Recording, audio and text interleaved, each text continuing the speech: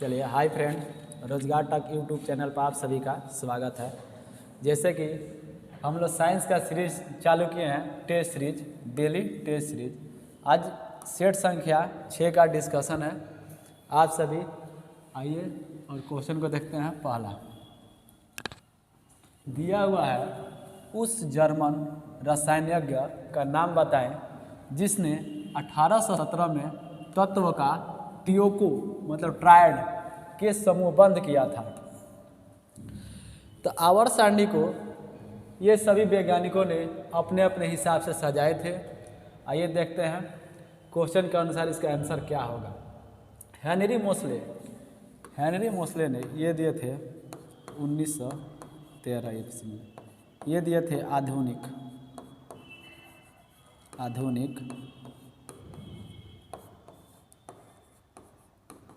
आवर्त सारणी। इनके समय टोटल तत्वों की संख्या 114 और इसके बाद से आपका दिया हुआ है डेमेत्री इवानोविच मेंडलीफ ने ये आपका द्रव्यमान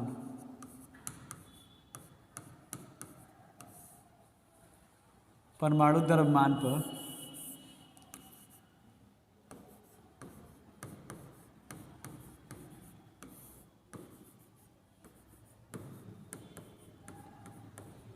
परमाणु द्रव्यमान के आधार पर मेंडलीफ ने अपना प्रायोगिक टेबल दिए थे। मेंडलीफ ने 1869 ईस्वी में इन्होंने दिए थे। ये एक रशियन रसायन शास्त्री थे। इनके समय टोटल तत्वों की संख्या 63 थी।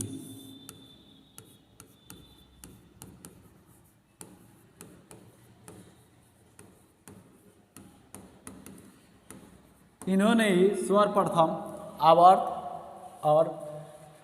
आवर्त सारणी में आवर्त और वर्ग दिए थे। किसने दिया था? मेंडलीफ ने। अब आपका दिया हुआ है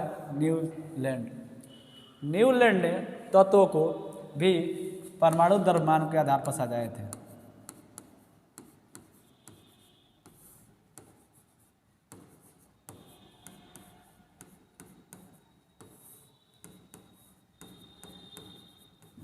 आधार पर सजाए थे। न्यूलैंड के इनके समय में टोटल तत्वों की संख्या थी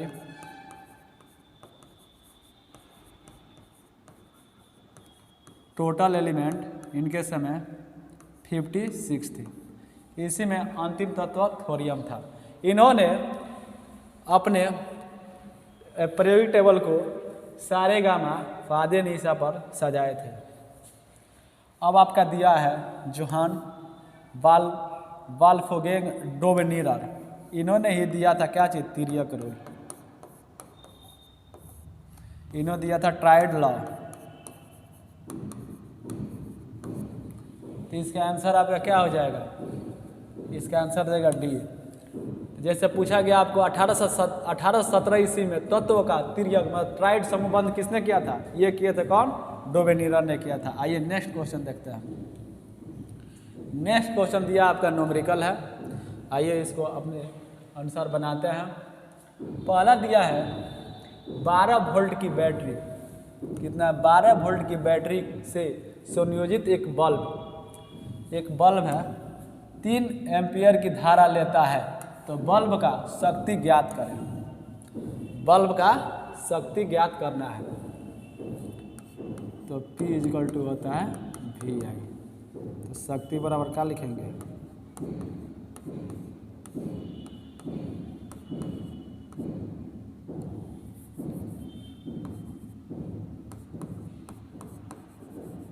विद्युत का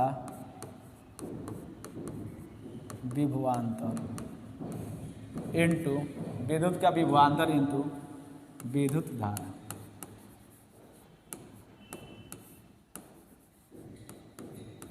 विद्युत धारा। अब इसमें दिया हुआ है V कितना है 12 वोल्ट, 12 वोल्ट दिया हुआ भी, और इसमें दिया हुआ है I = 3 एम्पियर। तो आपका दिया है V × I = 12 × 3 बराबर हो गया 12×3 = 36 वाट आंसर। इसका ऑप्शन हो गया 1। आइए नेक्स्ट क्वेश्चन देखते हैं। नेक्स्ट दिया हुआ है आपका 250 सेंटीग्रेड पे पानी का भौतिक अवस्था क्या होगी। जैसे आपको हम पिछले सेट में बताए हुए थे, पदार्थ को दो तरह से बांटा गया है। पदार्थ को दो भागों में बांटा गया है, एक भौतिक अवस्था के रूप में, एक है इसका रासायनिक।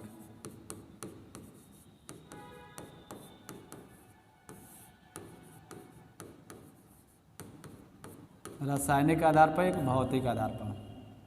भौतिक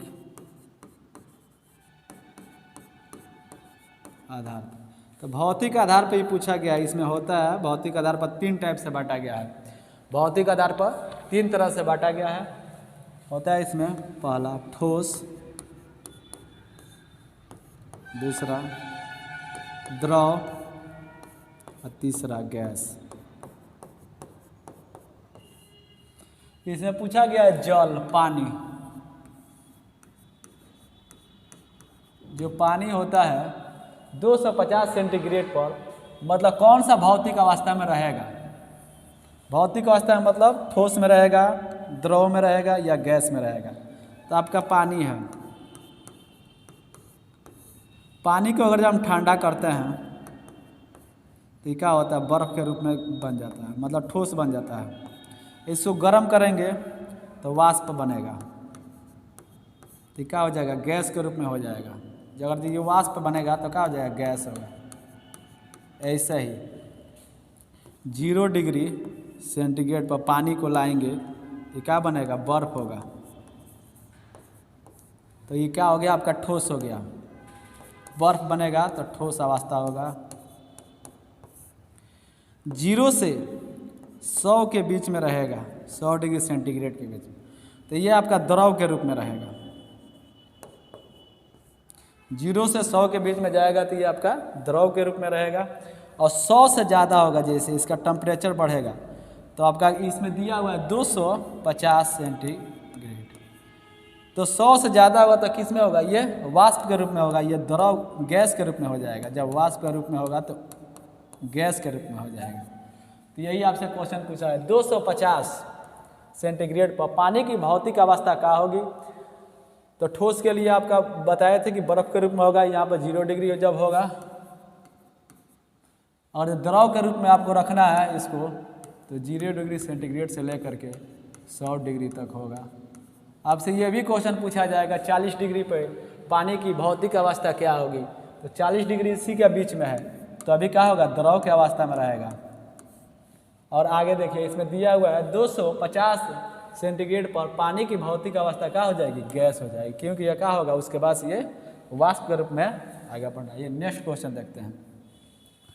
आप सभी को ये सेशन अच्छा लगता हो, अपने मित्रों को शेयर करें, अपने जितने ग्रुप हैं अपने भाई लोग को बताएं कि यहाँ पे रोजगार तक यूट्यूब चैनल पे बहुत अच्छी तरह से सभी क्वेश्चन को एनालिसिस किया जा रहा है और एग्जाम के दृष्टि से बहुत इंपॉर्टेंट है। आइए नेक्स्ट क्वेश्चन देखते हैं। आधुनिक आवर्त सारणी में डैश डैश समूह और आवर्त है। तो आधुनिक आवर्त सारणी किसने दिया था? पहला है आधुनिक आवर्त सारणी।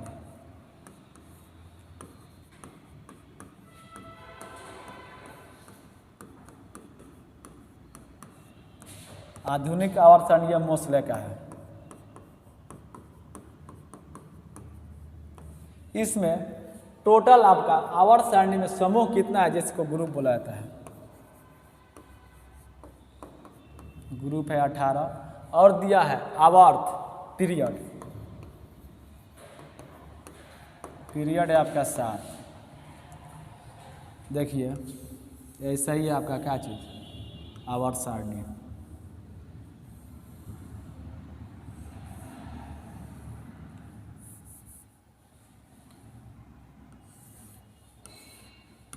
इसको बोला जाता है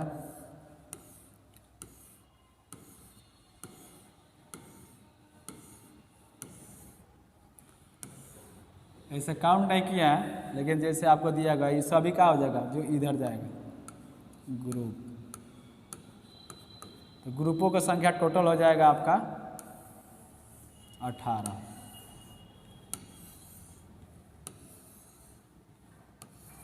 और नीचे के जोड़ जो रहेगा वो किसका बोला जाता है, पीरियड। ग्रुप टोटल है कितना, 18, पीरियड आपका है 7। तो इसका आंसर कितना हो जाएगा, 18 और 7। आइए नेक्स्ट क्वेश्चन देखते हैं। देखिए नेक्स्ट क्वेश्चन है आपका रक्त से संबंधित। वर्ग ए बी, रक्त वाले व्यक्ति किसी ऐसे व्यक्ति का रक्त ले सकता है जिसका रक्त वर्ग हो। अब रक्त वर्ग क्या होता है, देखिए रक्त जो होता है ब्लड, इसका भी कुछ समूह होता है।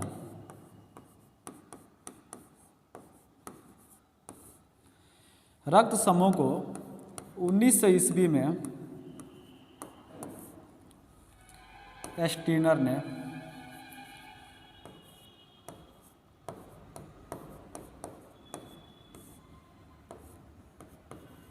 लॉर्ड स्टीनर ने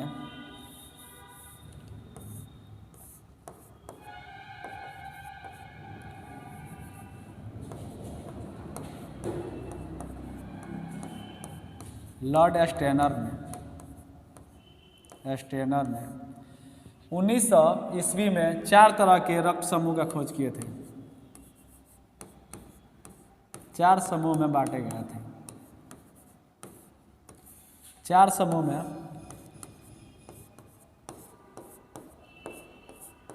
पहला था ए बी और ओ। ये 4 समूह में बांटा गया था। वैसे ही पूछा रहा है वर्ग ए बी, रक्त वाले व्यक्ति किसी ऐसे व्यक्ति का रक्त ले सकता है जिसका रक्त वर्ग हो। तो आपको इसमें देखिए, इसको बोला जाता है सर्वदाता। इस सभी को दे सकता है सर्वदाता। और ये होता है सर्वग्राही।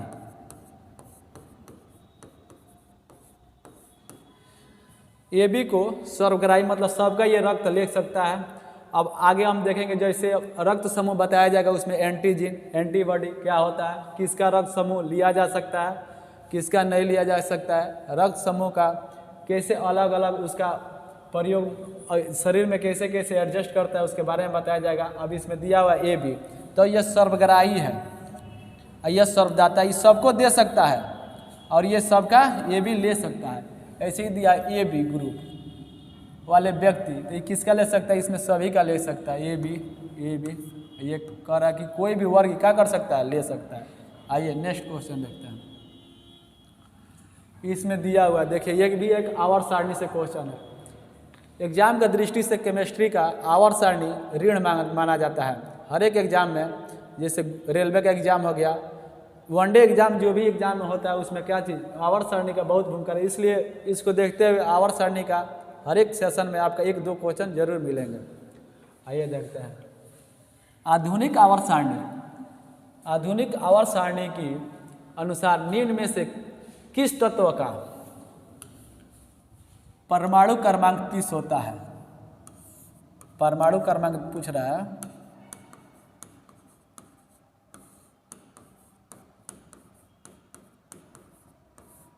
तीस किसका होता है।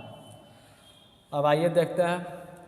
कोबाल्ट दिया है, निकल दिया है, जिंक दिया है, लोहा दिया है। तो आपका आयरन का होता है परमाणु संख्या 26, कोबाल्ट का होता है 27, निकेल का 28, कॉपर का 29।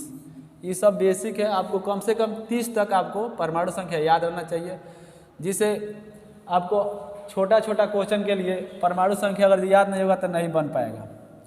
अब देखिए इसमें दिया है 30, 29 तक हो गया। 26 होता है आयरन का, Fe होता है, कोबाल्ट का 27, निकेल का 28, कॉपर का 29 और जिंक का होता है कितना 30। जिंक का परमाणु संख्या होता है 30। तो इसका आंसर क्या हो जाएगा सी। आइए नेक्स्ट क्वेश्चन देखते हैं।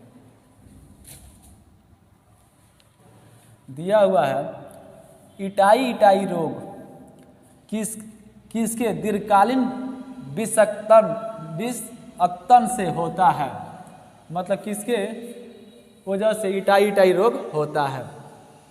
इटाई रोग सबसे पहले जापान में हुआ था। जापान में कैडमियम का मात्रा ज़्यादा वहाँ बढ़ गया था। वहाँ पे है एक पानी का मतलब दूषण से भी होता है, जिसमें क्या होता है कैडमियम का मात्रा ज़्यादा हो जाता है, और ये होता है पारद। इटाई रोग होता है कैडमियम के कारण, और पारद यानी मतलब पारा का कारण होता है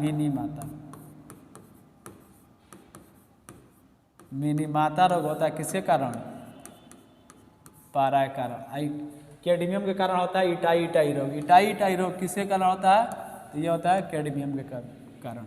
आइए नेक्स्ट क्वेश्चन देखते हैं। अब दिया हुआ आपका जीवाणु का खोज किसने की, तो जीवाणु का खोज किसने किया था, ये किए थे लीवेनहुक 1676 में। ये नेक्स्ट क्वेश्चन देखते हैं। नेक्स्ट क्वेश्चन आपका दिया हुआ है आयोडीन प्राप्त होता है। आयोडीन समुद्री शैवाल से प्राप्त किया जाता है। जो समुद्री शैवाल होता है लेमनेरिया नामक शैवाल है, जिसे क्या होता है आयोडीन की प्राप्ति की जाती है। तो इसका आंसर 1 हो जाएगा। आइए नेक्स्ट क्वेश्चन देखते हैं। चलिए नेक्स्ट क्वेश्चन है आपका निम्न युग्मों से कौन सा सुमेलित नहीं है। ये आपका युग्म दिया हुआ है, इसमें देखना है कौन सा सुमेलित है या नहीं है। तो इसमें दिया हुआ है मात्रक, और इसका SI मात्रक का मिलान करना है। पहला दिया हुआ है लेंस की क्षमता। लेंस की क्षमता क्या होता है डायऑप्टर, ये तो सही है। दबाव या दाब का होता है पास्कल, ये भी सही है। अब आइए देखते हैं सी रेडियो एक्टिव पदार्थ की सक्रियता होती है। इसका क्यूरी नहीं होता है, इसका होता है बेकुबेला।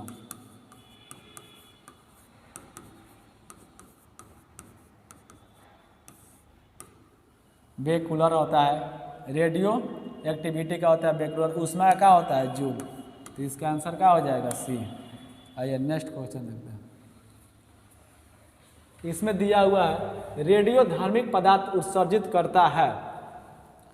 तो रेडियो धार्मिक पदार्थ क्या उत्सर्जित करता है, आइए हम देखते हैं। इसमें दिया है अल्फा कण, ये हो गया अल्फा, बीटा कण, और ये दिया है गामा कण। तो इसमें अल्फा बीटा, एक होता है वेदन क्षमता।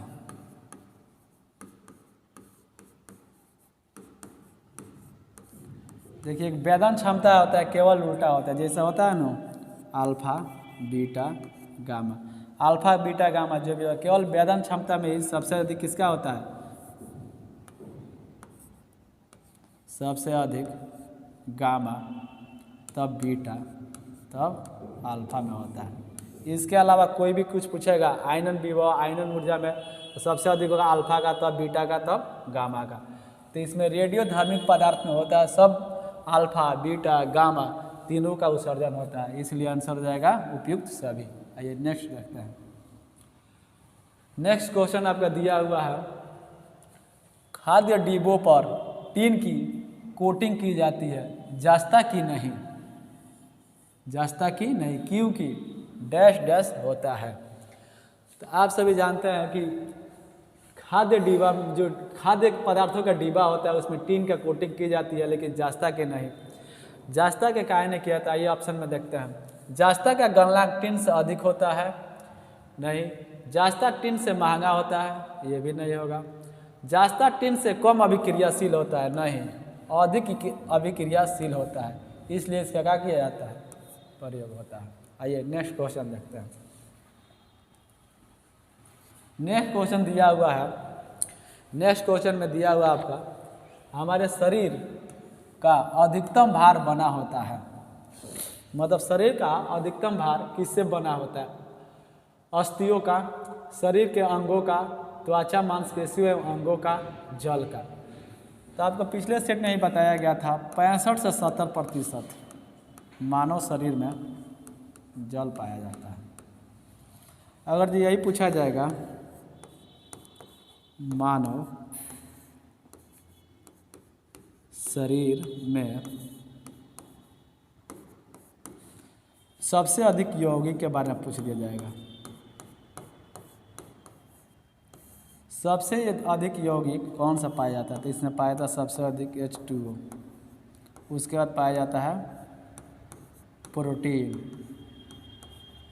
तो पाया जाता है आपका वासा जिसको फैट बोला जाता है, तो पाया जाता है कार्बोहाइड्रेट।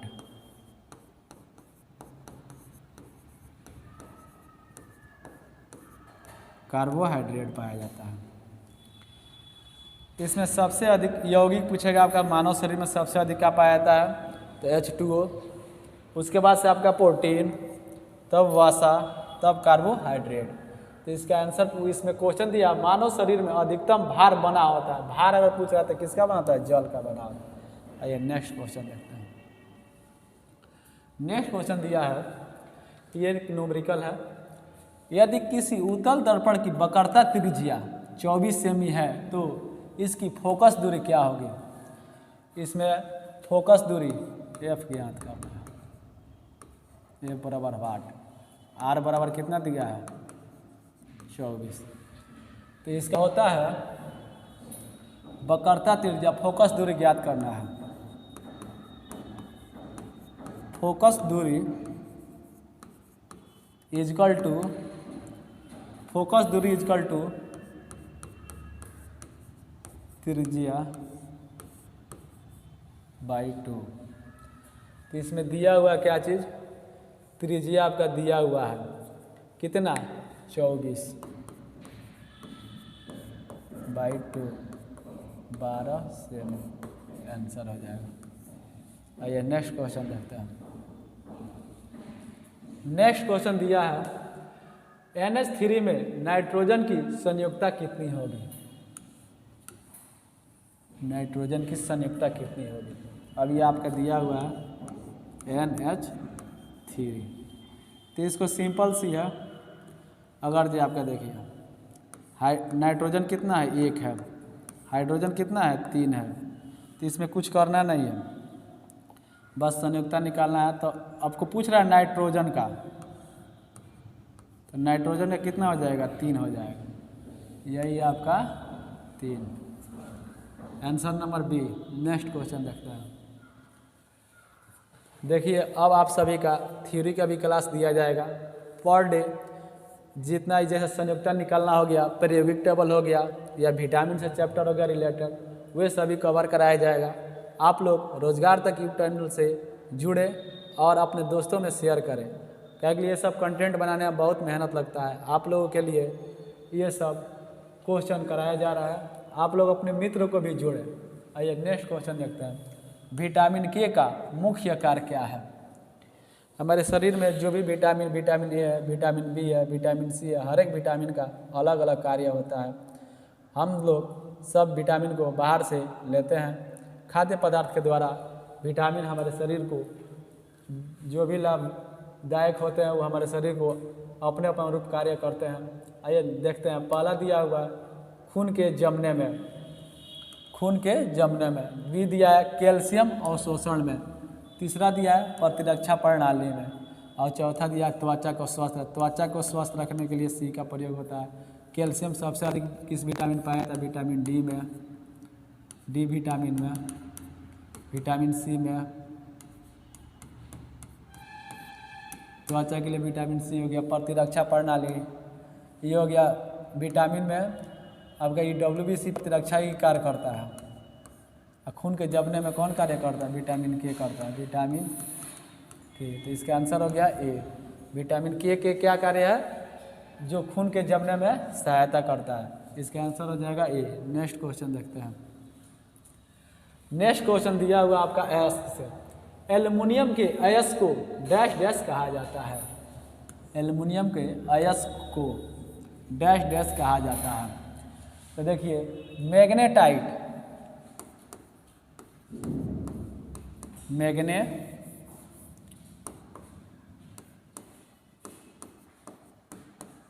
मैग्नेटाइट और एक नंबर में दिया है और डी वाला मैग्नेटाइट और हेमेटाइट। ये अयस्क है किसका? लोहा का। लोहा का, ये भी है लोहा का। ये भी आपका लोहा का। अब इसमें दिया हुआ है एल्युमिनियम का अयस्क, ये आपका तांबा, तांबा का। बॉक्साइट किसका है? एल्युमिनियम का है। बॉक्साइट है, एल्युमिनियम का अयस्क है। एल्युमिनियम का अयस्क है कौन सा? बॉक्साइट। लोहा का है हेमेटाइट, मैग्नेटाइट। मेलाकाइट है किसका? तांबा का। आइए नेक्स्ट क्वेश्चन देखते हैं। नेक्स्ट क्वेश्चन आपका दिया है, किस गैस को हंसने वाले गैस के नाम से जाना जाता है? किस गैस को हंसने वाले गैस के नाम से जाना जाता है? आइए देखते हैं, जिसको लाफिंग गैस बोला जाता है। किस गैस को हंसने वाले गैस के नाम से भी जाना जाता है? पहला दिया आपका नाइट्रस ऑक्साइड N2O, दूसरा है मीथेन CH4, आपका तीसरा दिया क्या चाहिए? Carbon dioxide CO2, helium. तो आपका मीथेन सबसे अधिक धानी खेतों में दलदली स्थानों पर पाए जाते हैं। गोबर गैस में सबसे अधिक मीथेन पाया जाता है। और हीलियम का प्रयोग गोताखोरों द्वारा जो सिलेंडर ले जाता है उसमें भी प्रयोग किया जाता है।